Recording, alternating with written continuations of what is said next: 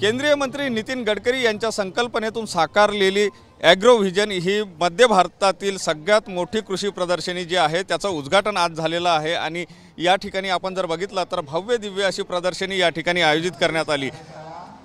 केंद्रीय कृषी मंत्री शिवराज सिंग चौहान यांनी या कृषी प्रदर्शनीचं उद्घाटन केलं। महत्त्वाचं म्हणजे ही ॲग्रो व्हिजन कृषी प्रदर्शनी जी आहे ती गेल्या 16 वर्षापासून नित्याने भरते आहे आणि शेतकऱ्यांसाठी नवीन तंत्रज्ञान जे आहे ते आणण्याचा प्रयत्न या कृषी प्रदर्शनीच्या माध्यमातून केला जातो।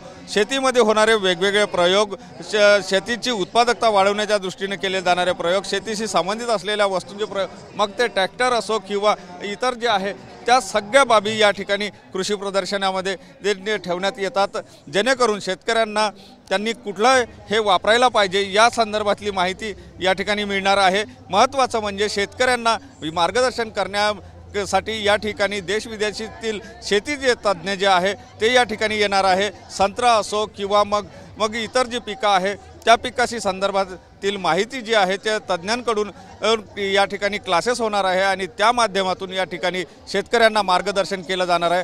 4 दिवस चालणारी ही प्रदर्शनी या ठिकाणी लागलेली आहे आणि याचा फायदा शेतकऱ्यांनी घ्यावा असं आवाहनसुद्धा केलं जात आहे। कॅमेरामन साईसह सुनील ढगे, TV9 मराठी, नागपूर।